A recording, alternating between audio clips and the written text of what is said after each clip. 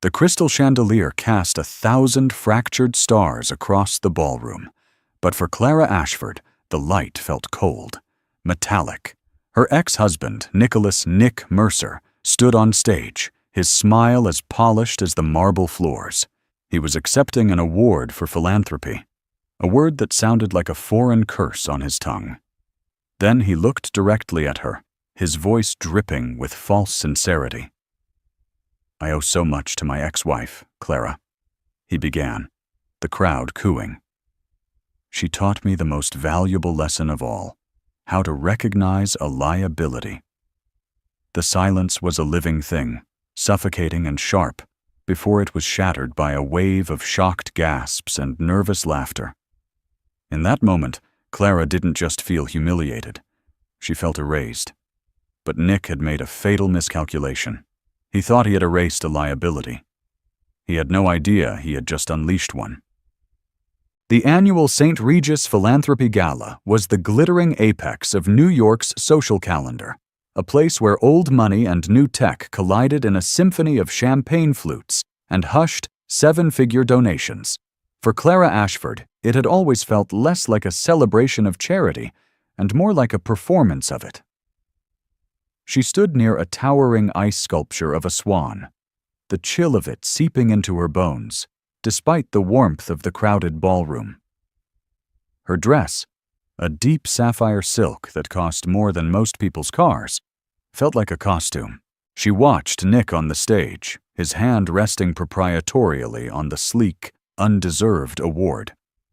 He was a master of the public gaze, a man sculpted from charm and ambition. To the world, he was Nicholas Mercer, the self-made real estate mogul who could turn forgotten warehouses into shimmering towers of glass and steel. To Clara, he was the architect of her gilded cage. Their marriage had been a merger, not a romance. Her father, a titan of old-world finance, had seen Nick's raw, hungry ambition as the perfect engine to carry the family's legacy into the new century. Clara, then a quiet, artistically inclined young woman with a portfolio of stunning architectural sketches and a heart full of softer dreams, was the price of the deal. She was meant to be his anchor, his connection to a world of established power he desperately craved. Instead, she had become his shadow. "He's certainly enjoying his moment," a smooth voice said beside her. It was Adrian Blackwell, her lawyer, and one of the few people who knew the full, unvarnished truth of her marriage. Clara offered a tight, practiced smile. "He always does." Nick's speech began with the requisite platitudes, thanking the board, praising the cause. He was magnetic, his voice a carefully modulated baritone that commanded attention. Clara felt a familiar, bitter ache. She had helped him rehearse these speeches in the early days, softening his rough edges, teaching him which fork to use, which names to remember. She had been his behind-the-scenes strategist, her keen insights into market trends and human psychology, the invisible scaffolding that supported his meteoric rise. He absorbed her ideas so completely that he genuinely believed they were his own. Then, his eyes found hers across the cavernous room. A slow, predatory smile touched his lips. It was a smile she knew well, the one that preceded a killing blow, whether in a boardroom or their soundproofed bedroom. "But I have to be honest," Nick continued, his tone shifting to one of mock confession. "The real credit for my success, it doesn't just belong to my team." He paused, letting the anticipation build. The room was rapt. "I owe so much to my ex-wife, Clara." A polite, sympathetic murmur rippled through the audience. Divorces in their circle were common, but public acknowledgments were a delicate art. Clara's stomach tightened. This was not an olive branch. It was a sharpening of the knife. "She's here tonight, looking as lovely as ever," he said, gesturing vaguely in her direction. 100 pairs of eyes swiveled to find her. She felt like a specimen pinned to a board. "Clara taught me the most valuable lesson a businessman can ever learn." He let the silence hang, a maestro of tension. Clara could feel Adrian tense beside her, a protective instinct radiating from him. She taught me how to recognize a liability. The words struck her with the force of a physical blow. The air crackled. A few people gasped.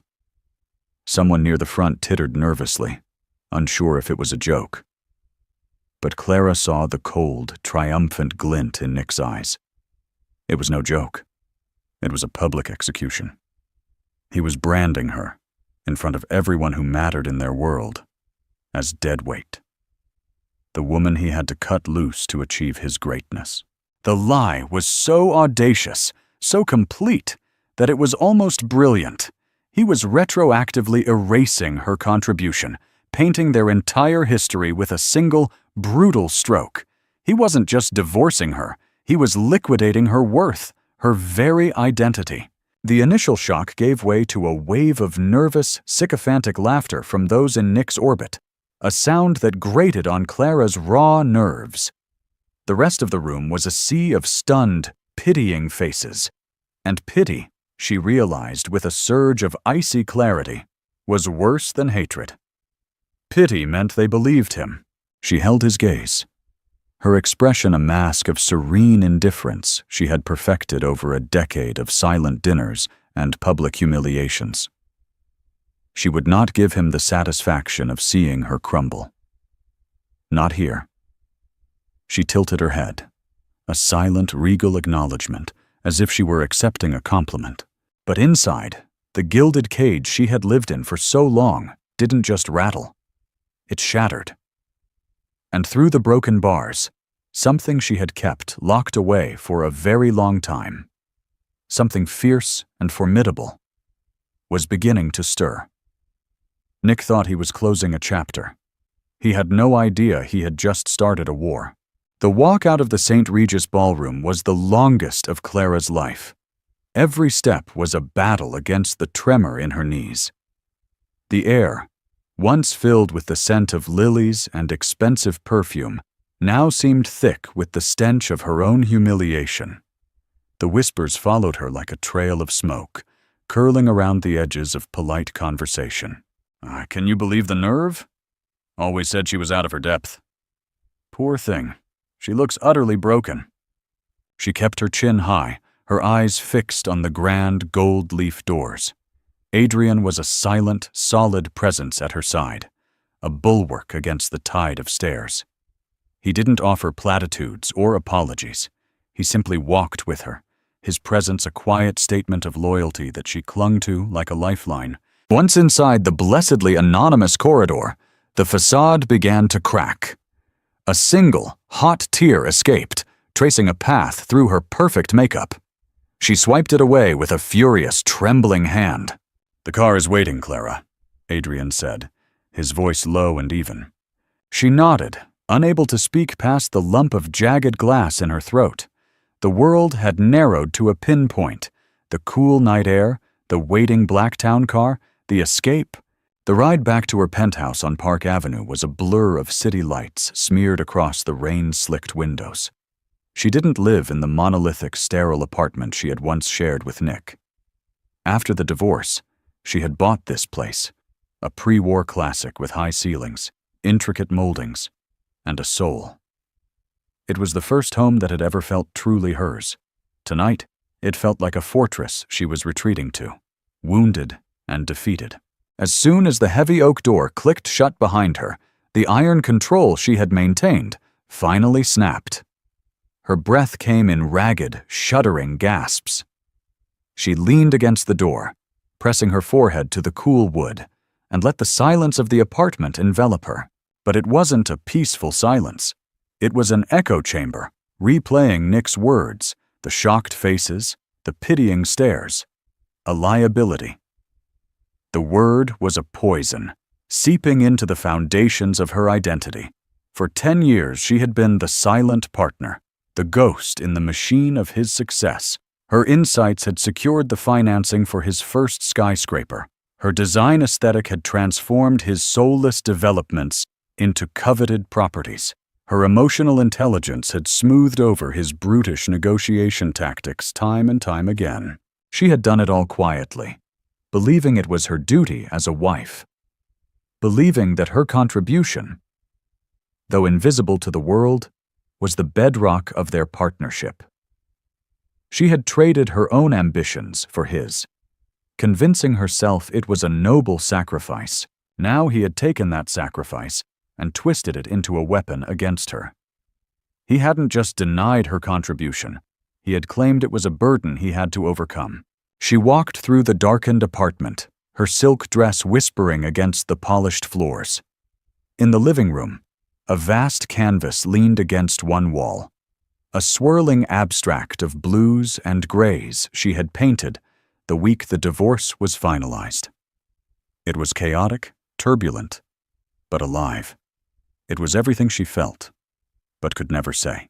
Her phone, left on the marble console table in the foyer, began to buzz incessantly. A quick glance showed a cascade of notifications, texts from concerned friends, missed calls from her publicist, and a dozen news alerts. The story was already breaking. Nicholas Mercer's shocking gala speech. Billionaire calls ex-wife a liability in public takedown. Socialites stunned by Mercer's brutal honesty. Brutal honesty. They were calling it honesty. The narrative was already being set in stone, and Nick was holding the chisel. She sank onto the velvet sofa, the fight draining out of her, replaced by a profound, hollow ache. The psychological warfare had been a constant in their marriage. The subtle digs, the gaslighting, the way he would dismiss her ideas in private, only to present them as his own in public. The next day. But this was different. This was scorched earth. He wasn't just trying to win, he was trying to annihilate her. Why? The divorce had been quiet, surgically precise, just as she'd wanted. She hadn't contested his ownership of the company. She had taken a generous settlement, a fraction of what she was truly owed, but enough to ensure her silence and a clean break. She had wanted peace, but Nick didn't understand peace. He only understood domination. He couldn't stand the thought of her existing outside of his control, of her having a life that wasn't defined by him. By publicly devaluing her, he was attempting to control her narrative forever, ensuring that any future success she might have would always be tainted by the perception that she was the woman who had held him back. A wave of nausea rolled over her. For a moment, she allowed herself to drown in the despair. He had won. He had taken her name, her history, her contribution, and burned it all to ash on a public stage. She was nothing but the ghost of his past, a cautionary tale whispered at cocktail parties. She closed her eyes. The image of his triumphant smile burned into her mind. The laughter, the pity, the silence. The echo of it all threatened to consume her. She stayed there, motionless in the dark, for a very long time, letting the full weight of his betrayal settle over her. She had to feel it all, the sharp edges and the crushing weight of it. She had to know exactly what he had done. Because only when she understood the depth of the wound could she begin to calculate the cost of the revenge. And as the city slept, a cold, hard certainty began to crystallize in the ruins of her heart. The bill was coming due. The sun rose over Manhattan, casting long shadows that cut across Clara's living room floor like prison bars. She hadn't slept. The sapphire dress lay pooled on the floor where she had stepped out of it, a shed skin. Dressed in a simple black cashmere sweater and trousers, she sat at her glass desk, a steaming mug of black coffee untouched beside her. The grief and shock of the previous night had receded, burned away by the cold, clean fire of fury. Nick thought he knew her. He knew the quiet, accommodating wife. He knew the woman who would shrink from a public confrontation, who would absorb his cruelty and retreat into silence. He had no idea who he had divorced. The divorce settlement he had found so generous was a masterpiece of misdirection, crafted by Adrian with her specific, secret instructions. Nick, in his arrogance, had focused on the tangible assets, the real estate, The stock portfolio, the art collection. He had willingly, almost eagerly, signed away the things he couldn't quantify. He had given her back her maiden name, Ashford. And with it, he had unwittingly given her back the keys to an empire he didn't even know existed. Her father, Reginald Ashford, had not been a simple financier. He was a weaver of networks, a collector of loyalties. When he passed, he left Clara more than just money. He left her his legacy of influence, a complex web of holding companies, private equity stakes, and decades-old alliances that spanned the globe. It was a silent, unseen empire, managed by a small, fiercely loyal team who reported only to her. For 10 years, she had let that empire lie dormant, honoring the role she had chosen as Nick's wife. She had access to its vast resources, but she never wielded its power. It was her secret, her safety net. Now, it was her arsenal. She picked up her phone. It was 6:00 a.m. She didn't hesitate. Her first call was to Adrian Blackwell, who answered on the first ring. "I'm awake," was all he said, his voice grim. "I need a full asset breakdown of Mercer Development's current and pending deals," Clara said, her tone devoid of any emotion. It was the voice she used when analyzing a balance sheet, not discussing the man who had shattered her world. "I want to know every partner, every lender, every investor, every subcontractor. I want to know whose palms he's greased and whose boots he's licked. I want the entire blueprint of his professional life. By noon." There was a pause on the other end, not of surprise, but of understanding. "It's already in progress, Clara. I anticipated this." "Good," she said. "My second call is to Mr. Takeshi Mori in Tokyo. Please arrange a secure video conference for 8 p.m. New York time." Adrian's breath hitched slightly. Takeshi Mori was the reclusive head of one of Japan's most powerful investment firms, a man who had been a close confidant of her father's for 40 years. He was a ghost in the market, but his movements caused tidal waves. Nick had been trying to get a meeting with him for 3 years, desperate for Mori's backing on his new Hudson Yards project. He had no idea Mori-san sent Clara a birthday card every year. "Consider it done," Adrian said. "What's the agenda?" "A lesson in liabilities," Clara replied, and hung up. Her fingers moved swiftly across the encrypted tablet that was her direct line to her father's world. She sent a single, coded message to a man named Leonard Liu Zhang in Hong Kong, a logistics and shipping magnate whose fleet controlled key supply chains for construction materials across North America. The message was simple. Review all contracts associated with Mercer Development. Invoke Clause 17B. Await further instruction. Clause 17B was an Ashford-specific contractual term, buried deep in the boilerplate of dozens of his suppliers' agreements. It was an ethics and reputation clause, allowing for immediate termination of services if a partner engaged in conduct that could bring disrepute to the venture. Nick's public performance was about to have very real, very expensive consequences. Next, she pulled up a file labeled the Nightingale Fund. It was a venture capital fund she had been quietly managing for years, using her own money and her sharp eye for disruptive technology. It was her one private rebellion during her marriage, a way to keep her mind sharp. One of her most successful investments was in a revolutionary new green concrete formula developed by a small startup in Germany called Viridian. Mercer Development had just won a massive city contract to build a new sustainable municipal complex, a project Nick had touted as his legacy. The bid was contingent on using cutting-edge, environmentally friendly materials. Viridian was the only supplier. Nick's team had been negotiating with them for months, unaware that the final decision to sell to him rested not with some anonymous board in Berlin, but with the woman he had just publicly branded as worthless. She stared at the Viridian file, her finger hovering over the contact information. This was the first real test. This wasn't about old loyalties or contractual loopholes. This was her own creation, her own power. The rage from the night before had cooled into something far more dangerous. Purpose. Nick operated on a simple, brutal philosophy. Power was loud, it was public, it was dominance.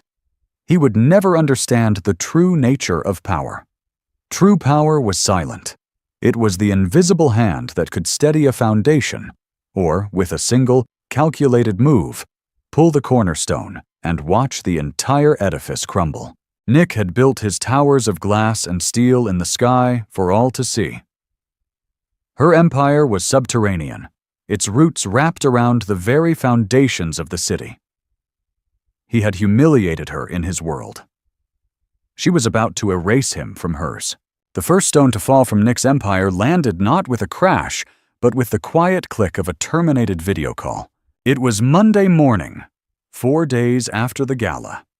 Nick Mercer sat in his corner office, a glass-walled sanctuary overlooking Central Park. He was feeling invincible. The gala incident had created a stir, exactly as he'd intended. The initial shock had morphed into a narrative he was expertly shaping. He was the bold, no-nonsense truth-teller, a man unburdened by sentimentality. His investors loved it. It projected strength. His phone buzzed. It was his head of procurement, a man named Henderson, his voice tight with anxiety. "We have a problem with the Viridian deal, Nick." Nick leaned back in his leather chair, annoyed by the interruption. "What problem? We met their price. Tell them to send the damn contract." "They're not sending it. They've pulled out," Henderson stammered. "I just got off a call with their CEO. He said, and I quote, 'We have decided to pursue a partnership that aligns more closely with our company's core values of respect and integrity.'" Nick sat bolt upright. "What the hell does that mean? It's concrete. What do values have to do with it? Did you offer them more money?" "They said it's not about the money. The decision is final. They wouldn't elaborate." Nick slammed the phone down, a vein throbbing in his temple. It was inexplicable, a minor, infuriating setback. He'd find another supplier. It would cause delays, cost him a penalty on the city contract, but it was manageable. He chalked it up to some eccentric German CEO with a misplaced moral compass. He had no idea the decision had been made from a penthouse on Park Avenue. Clara had spoken to the young Viridian CEO, Felix Koenig, a man whose company she had funded when no one else would. She hadn't issued a command. She had simply told him the story of her marriage, of her silent contributions to the very designs Nick was now famous for. Then she told him what Nick had done at the gala. "Your product is about building stronger, more sustainable foundations, Felix," she had said, her voice calm and even. "Ask yourself if you want your foundation to be part of his legacy." The decision had been his, but she had drawn the map. The next stone was larger. Liu Zhang, the Hong Kong shipping magnate, had followed her instructions perfectly. Citing Clause 17b, his company, Oceanic Transit, which controlled the primary supply chain for high-grade steel to the entire eastern seaboard, had legally frozen all shipments to Mercer Development sites, pending a reputational review. Panic began to ripple through Nick's company. Work on 3 different construction sites ground to a halt. The message from Oceanic Transit was polite, corporate, and utterly impenetrable. It spoke of mitigating reputational risk and fiduciary duty to our shareholders. Nick, in a fit of rage, got Liu Zhang on the phone personally. "What is this, Liu? We've been working together for 5 years. Liu Zhang, a man whose grandfather had made a blood oath with Clara's grandfather, was the picture of calm regret. "My apologies, Nicholas. It is a board decision. The optics of your recent public statements have raised concerns. We cannot be seen to endorse such sentiment. It is a matter of brand alignment." "Brand alignment? We're talking about steel beams, not handbags," Nick roared. "In today's world, everything is a brand," Zhang replied smoothly, and ended the call. Now, Nick was bleeding money. Every day of delay cost him millions in penalties and idle labor. His project managers were frantic. His investors were starting to make nervous phone calls. The narrative of the bold truth-teller was starting to sound a lot like reckless liability. But the masterstroke, the move that would transform Nick's problems from a crisis into a catastrophe, was yet to come. It would happen at 8 p.m. New York time, in the quiet, secure video conference with Mr. Takeshi Mori. Clara sat at her desk, the city lights twinkling behind her. On the screen, the face of Mori-san appeared. He was an elderly man with eyes that held the wisdom of 1,000 boardrooms and the weight of a culture that prized honor above all else. They spoke in Japanese, a language Clara was fluent in, a skill Nick had always dismissed as a quaint hobby. She didn't speak of revenge. She didn't need to. She spoke of her father. She spoke of legacy, of the trust her family had placed in partners over the generations. She spoke of the architectural design for the Hudson Yards project, pointing out the subtle, brilliant flourishes that Nick had stolen directly from her old sketchbooks. Then she told him what Nick had said on that stage. Mori-san listened, his expression unreadable. When she finished, there was a long silence. He looked not at her, but through the screen, as if seeing a ghost. "Ashford-san," he said finally, his voice raspy with age. "Your father once told me that a man's true character is not measured by the towers he builds, but by the foundations he honors. A man who dishonors the foundation of his own house cannot be trusted to build for others." He bowed his head slightly. "My firm's interest in the Hudson Yards project was predicated on the understanding that it was a partnership of integrity. That understanding is now broken. We will not be investing." He didn't need to say more. Mori's withdrawal wouldn't just pull his own firm's billion-dollar investment. He was the lead dog. Where he went, a dozen other major international funds followed. His rejection was a vote of no confidence that would echo from Tokyo to London to Wall Street. Clara bowed her head in return, a single tear of gratitude, not sorrow, tracing a path down her cheek. "Arigato, Mori-san." When the screen went dark, she looked out at the city. Nick's towers were out there, glittering monuments to his ego. But they were built on foundations of sand, held together by deals and alliances that were now, one by one, turning to dust. He had thrown the first stone, a public theatrical display. Her response was silent, invisible, and absolute. She wasn't just throwing stones back, she was causing an earthquake. Nick Mercer lived his life in a state of perpetual forward motion. He didn't believe in introspection or self-doubt. They were luxuries for lesser men. So, when the first tremors hit his empire, his instinct was not to look for a cause, but to simply push harder, to outrun the problem. The Viridian deal collapsing was an annoyance. The oceanic transit freeze was a serious logistical nightmare. But the call from his CFO on Tuesday afternoon was the first time a sliver of genuine fear pierced his armor of arrogance. Mori is out. His CFO, a perpetually stressed man named Samuel Trent, said, his voice hollow. He's pulled his letter of intent for the Hudson Yards funding. And he's not the only one. The entire Japanese consortium is gone. The sovereign wealth fund from the Emirates just put their commitment under review. The whole financing package is unraveling, Nick. Nick stared out his window, his knuckles white as he gripped his phone. Unraveling? It was a done deal. Get them back. Offer them better terms. It's not the terms.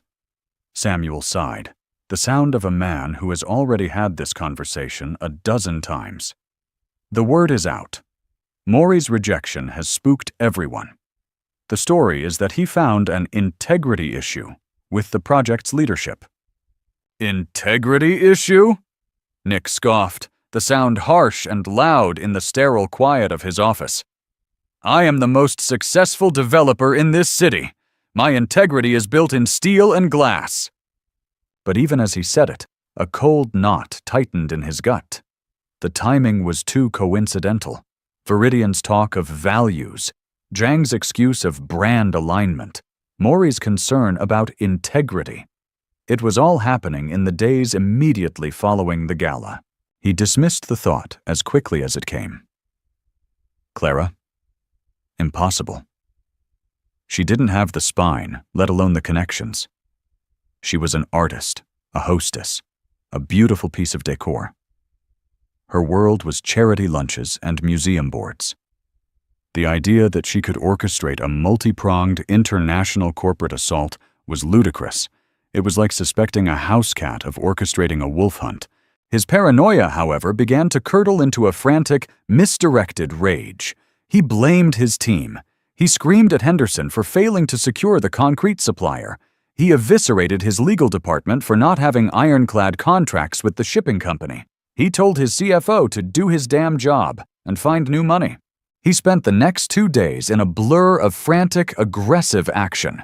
He called in favors, bullied junior executives at rival firms, and tried to leverage his public profile to project an image of unshakable confidence. He gave a smug interview to the Wall Street Journal, dismissing the rumors as the nervous chatter of competitors who can't keep pace. But behind the scenes, the cracks were spreading. A high-profile architect, a woman at the top of her field, suddenly backed out of a new residential project, citing creative differences. A city councilman who had been his staunchest ally was suddenly unavailable to take his calls.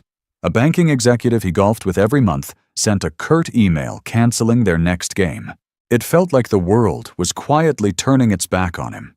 The rejections were always polite, always couched in vague corporate speak, but they were uniform in their finality.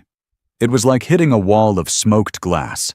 He could see the vague shapes of people on the other side, but he couldn't get through, and he couldn't understand why.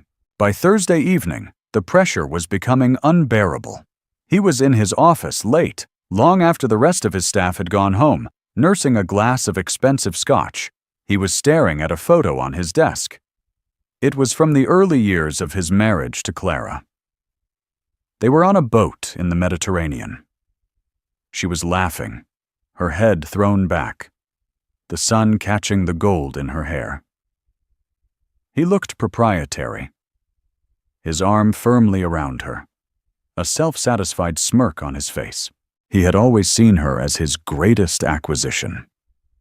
Beautiful, elegant, with a pedigree that opened doors his ambition couldn't kick down.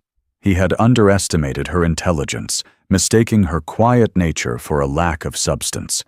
Her insights, which he had so seamlessly absorbed, he had come to see as his own intuition. Her warnings, which he had often ignored, he remembered only as her being overly cautious, a liability to his bold vision. The word echoed in his mind, liability. He had said it to hurt her, yes, but also to define her, to put her in a box so that he would never have to confront the uncomfortable truth of his own dependence on her. He needed her to be weak so that he could feel strong. A sudden, chilling thought entered his mind. What if he was wrong? What if her silence hadn't been weakness, but observation? What if her world wasn't just museums and charities? Her father, Reginald Ashford. The man had been a legend, a phantom who moved markets with a whisper. Nick had married Clara to get access to that world, but Reginald had kept him at arm's length, always polite, always watching, and he had adored Clara. Could she? Could she possibly be the architect of this silent, systematic dismantling of his life? He threw the glass against the wall. It shattered, the scotch streaking down the polished wood like blood. The sound was sharp, violent, but it did nothing to silence the terrifying question that was now screaming in his mind. He had publicly tried to erase her. What if in response she was quietly, methodically, and successfully erasing him? The thought was so terrifying, so utterly emasculating, that he couldn't bear it. He was Nicholas Mercer. He was the builder of empires. He was not a man who could be undone by a ghost. By Friday, exactly 1 week after the gala, Nick Mercer's world was no longer cracking. It was imploding. The silent, invisible earthquake Clara had triggered was now sending shock waves that were devastatingly public. The Wall Street Journal, the same paper he had given a smug interview to just days before, ran a front-page story on their business section. The headline was brutal: Mercer's Empire of Sand, How Hudson Yards' Sure Thing Became Wall Street's Biggest Gamble. The article, meticulously researched and citing anonymous sources from the highest levels of international finance, detailed the catastrophic collapse of his funding.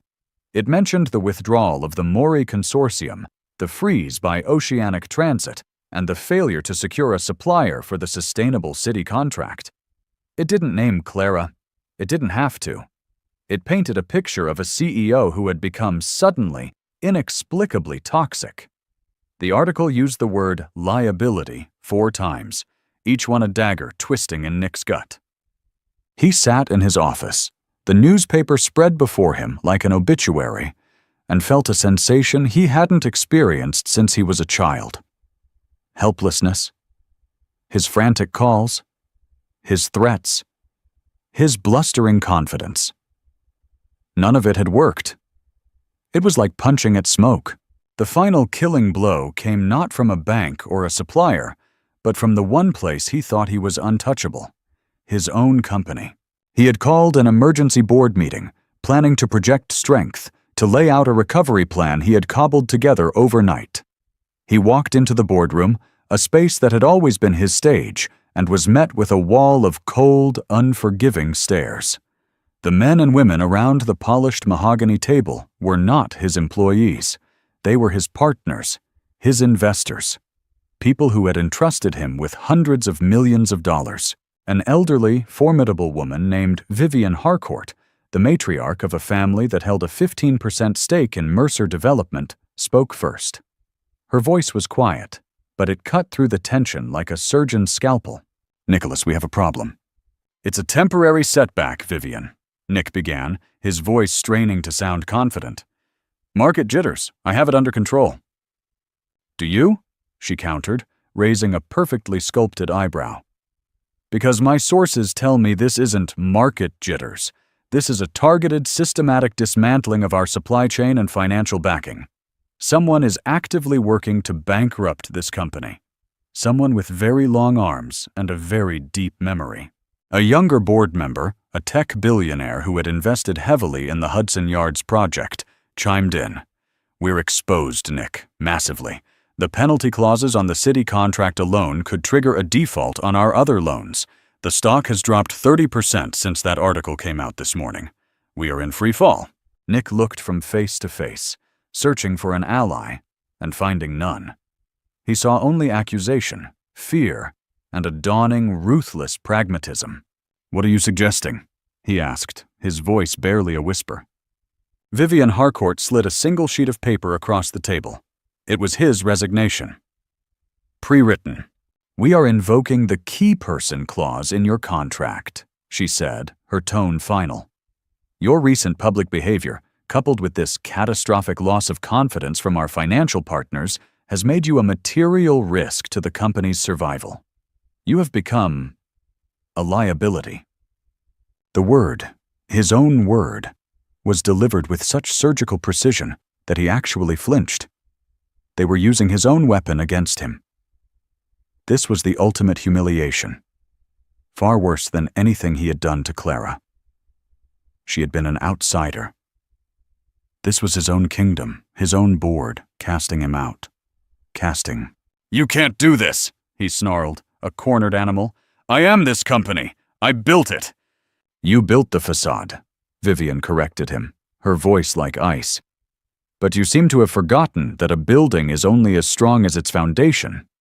And the foundation of this company is our investors' trust, which you have single-handedly destroyed.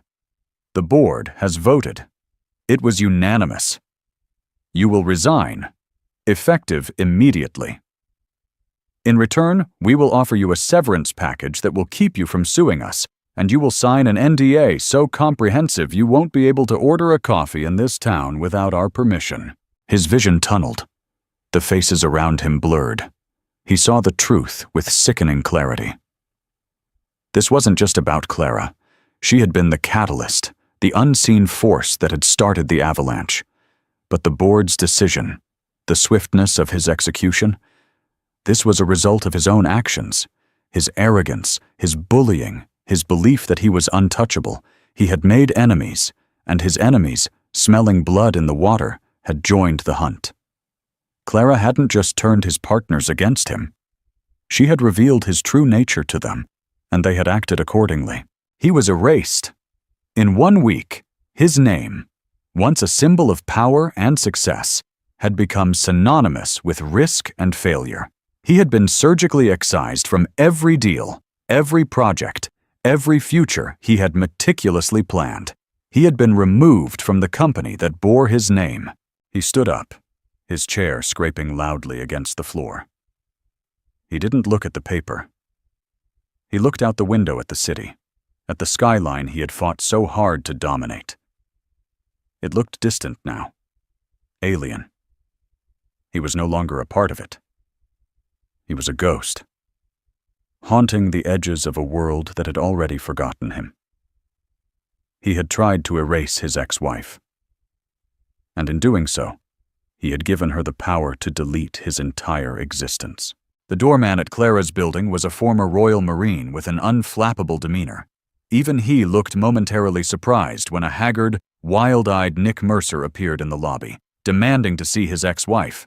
"I'm sorry, Mr. Mercer, but Mrs. Ashford is not accepting visitors," the doorman said, his voice polite but firm as a steel barrier. "She'll see me," Nick snarled, jabbing a finger at the elevator bank. "Call her. Tell her I'm here." Clara, watching from the security feed on her tablet, felt a tremor of the old fear. The cornered animal was always the most dangerous. But it was quickly replaced by a cold, steady calm. She had been preparing for this moment. She pressed the intercom. "It's all right, Thomas. Send him up." When the elevator doors opened directly into her private foyer, Nick stormed out. He looked like a man who had been hollowed out from the inside. His expensive suit was rumpled, his face was pale and unshaven, and his eyes burned with a desperate, hateful fire.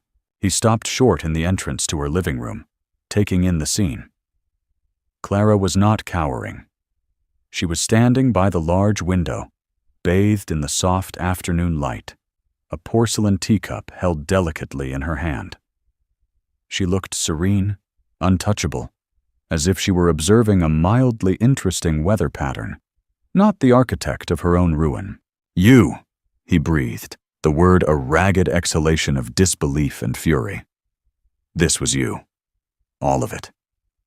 Clara took a slow, deliberate sip of her tea before placing the cup on its saucer. "I have no idea what you're talking about, Nicholas." Her voice was light, airy, a stark contrast to his raw-edged rasp. "Don't play dumb with me!" he roared, taking a step forward. "Maury, Zhang, Viridian, the board! You poisoned them all against me!" "Poison?" She tilted her head, a gesture of mild curiosity. "I would never use such a crude instrument. Poison is messy. It leaves a trail." She met his gaze, and for the first time he saw the steel beneath the silk. "I simply provided them with the truth. A truth you were kind enough to broadcast to the entire world. They made their own decisions based on that." He stared at her, his mind struggling to reconcile the woman in front of him with the one he thought he knew. The quiet, pliable wife he had molded and controlled was gone.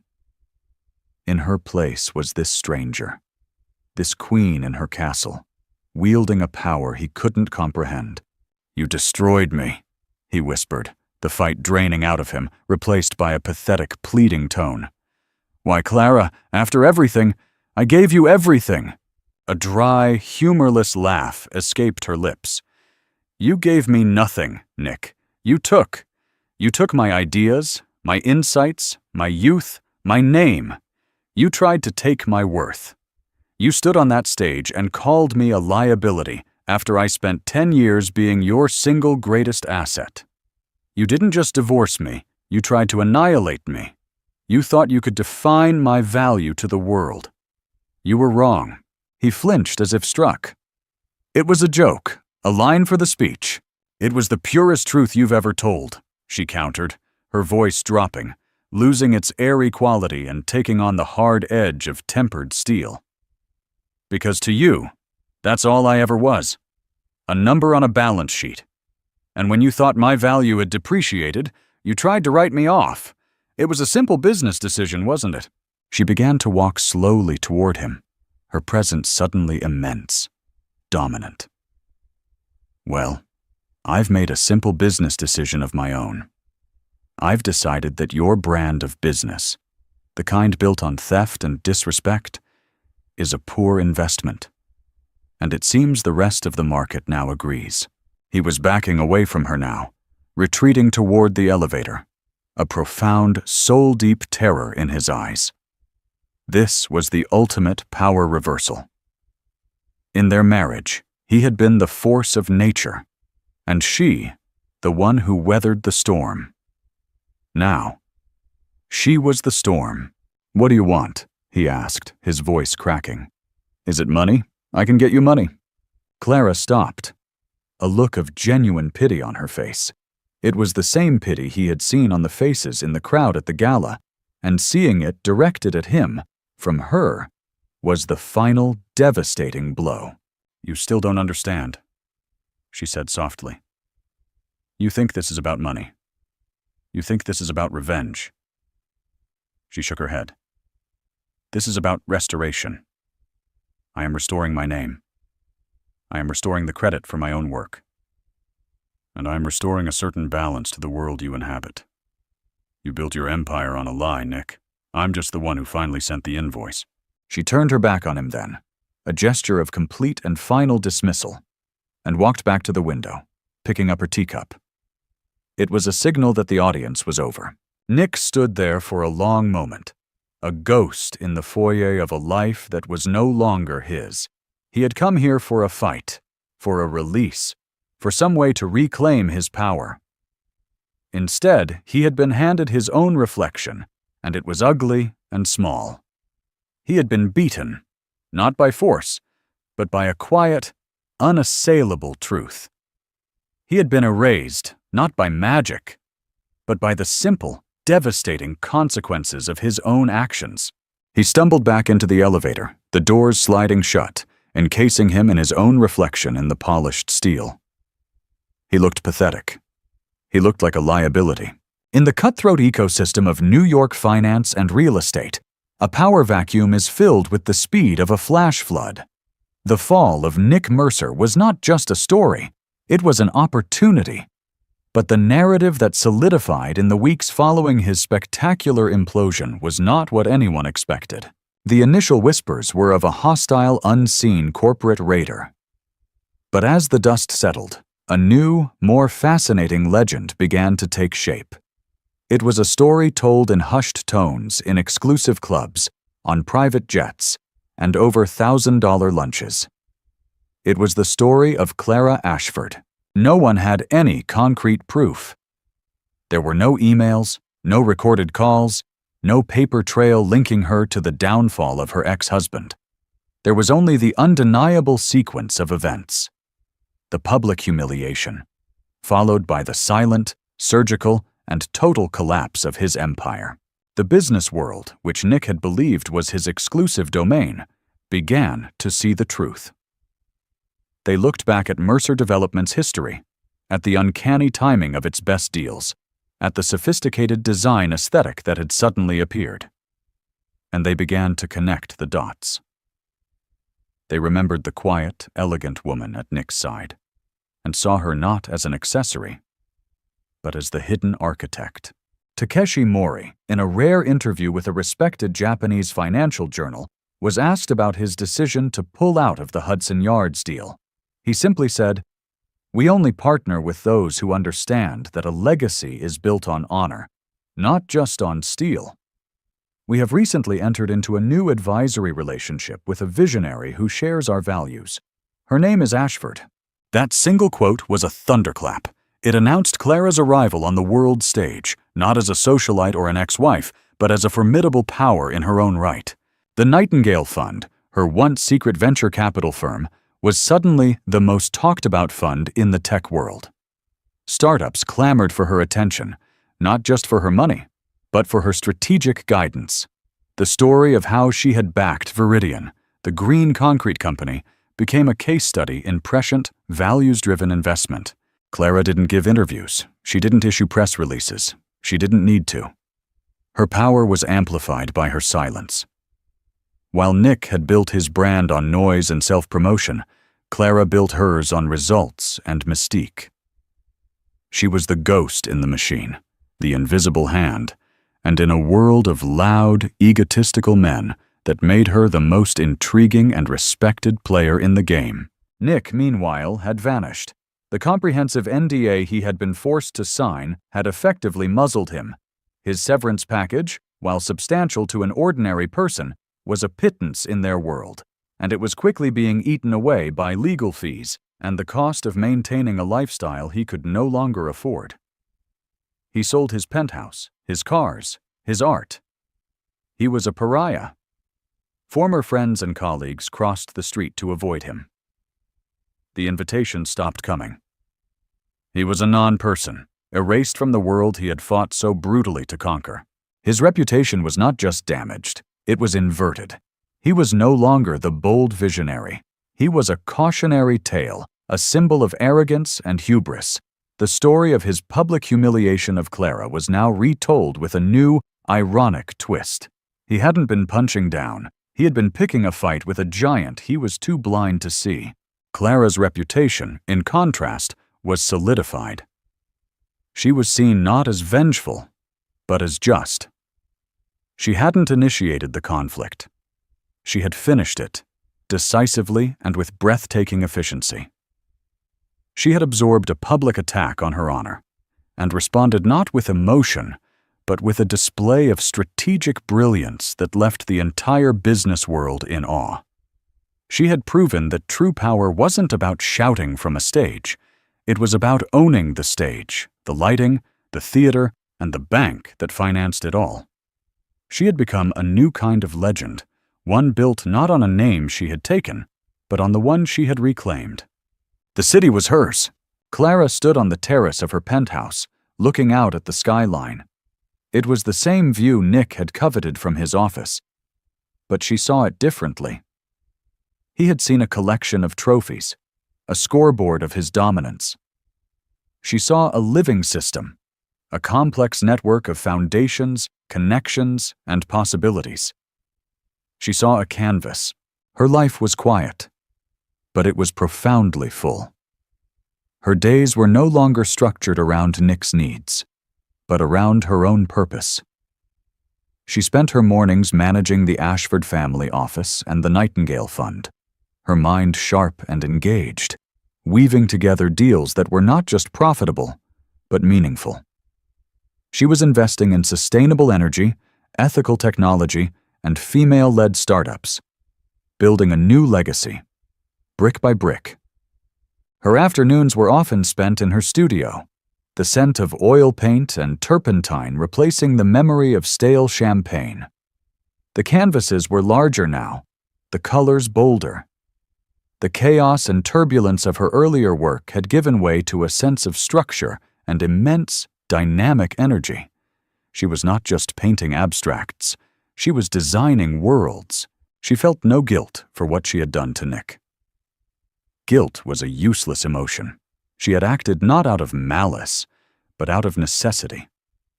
It was a matter of survival, of correcting a fundamental imbalance. She had not destroyed a man. She had dismantled a lie. The moral complexity of her actions was not lost on her. She had wielded immense power, a power that could corrupt as easily as it could create. But she was determined to wield it differently. Her father had taught her that power was a responsibility. Nick had treated it as a weapon. She would treat it as a tool to build, to protect, to empower others who, like her, had been underestimated and undervalued. Adrian Blackwell joined her on the terrace, handing her a tablet. "The final papers on the Hudson Yards acquisition are ready for your signature," he said, a quiet smile on his face. After the collapse of Nick's financing, the half-started project had been put up for sale at a fire sale price. A consortium of investors, led by a silent, anonymous principal, had purchased it. That principal was Clara. "The new architectural plans have been approved by the city board," Adrian continued. "The Ashford Tower is officially a go." She looked at the renderings on the tablet. It was a stunning, innovative design. A tower that seemed to breathe, covered in green spaces and powered entirely by its own sustainable systems. It was based on a series of sketches she had made years ago, sketches Nick had once laughed at, calling them a child's fantasy. Now, her fantasy would be the new, glittering centerpiece of the Manhattan skyline, a testament not to ego, but to vision. She thought of Nick, a man so diminished he was barely a rumor. She had not erased him from the world, but she had erased him from her world. He was a ghost of a past she no longer inhabited. His public humiliation of her had been his final, fatal act of self-sabotage. He had meant to define her as a liability, but instead, he had liberated her, forcing her to reclaim the power she had kept hidden for a decade. He had handed her the sword, and she had used it to carve out a new destiny. She signed the document on the tablet with a simple, fluid stroke of the stylus. Clara Ashford, her name, her tower, her city. She was not a liability or an asset. She was the architect. And she was just getting started. What Nick Mercer did was unforgivable, but Clara's response was legendary. She didn't just get even, she redefined the entire game. Her story is a powerful reminder that the quietest person in the room is often the most powerful, and that true strength isn't about public dominance, but about unshakable integrity. It shows that when you try to bury someone's worth, you might just be planting the seeds of their rise. If you were inspired by Clara's incredible story of justice and empowerment, make sure to hit that like button and share this video with anyone who needs a reminder of their own strength. Don't forget to subscribe and turn on notifications so you won't miss our next story of betrayal, resilience, and ultimate redemption. What did you think of Clara's strategy? Let us know in the comments below.